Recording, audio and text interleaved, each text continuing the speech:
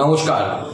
আমার প্রত্যেকটি দেবতুল্য কর্মী, নেতৃত্ব, প্রার্থী, জেলার পদাধিকারী প্রত্যেকের কাছে, রাজ্যের পদাধিকারী প্রত্যেকের কাছে নিবেদন, আগামীকাল আমাদের লোকসভা নির্বাচনের গণনা 42টি কেন্দ্রে, অর্থাৎ 42টি লোকসভা কেন্দ্রের গণনা 53টি কাউন্টিং সেন্টারে হচ্ছে। প্রত্যেকটি জায়গায় আমাদের কর্মীদের কাছে, বিশেষ করে কাউন্টিং এজেন্টদের কাছে অনুরোধ, তারা শেষ পর্যন্ত কাউন্টিংয়ে থাকবেন।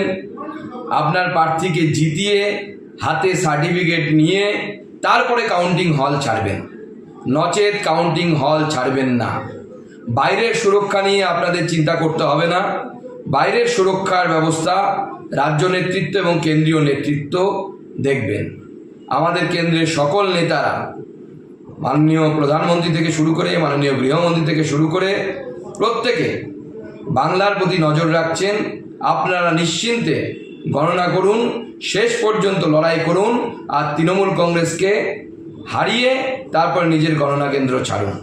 যারা বাইরে থাকবেন তারাও গণনায় নিযুক্ত কর্মীদের, নিজেদের সহযোদ্ধাদের যাতে মনোবল বাড়ে, সেই জন্য গণনা শেষ না হওয়া পর্যন্ত, ক্যান্ডিডেট সার্টিফিকেট নিয়ে না বেরোনো পর্যন্ত ময়দান ছেড়ে কেউ যাবেন না।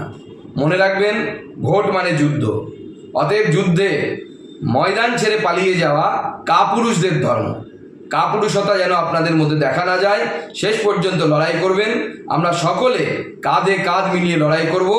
এবং আমি আপনাদেরকে আশ্বস্ত করছি রাজ্য সভাপতি হিসেবে যে বিজেপি এইবার ঐতিহাসিক ফলাফল করতে চলেছে পশ্চিমবঙ্গে, এবং সর্ববৃহৎ রাজনৈতিক দল হিসেবে বিজেপি এবার আত্মপ্রকাশ করবে, এবং তারপর বিজেপির সরকার এই রাজ্যে শুধুমাত্র সময়ের অপেক্ষা। সবাইকে নমস্কার, সবাইকে অগ্রিম গৈরিক অভিনন্দন।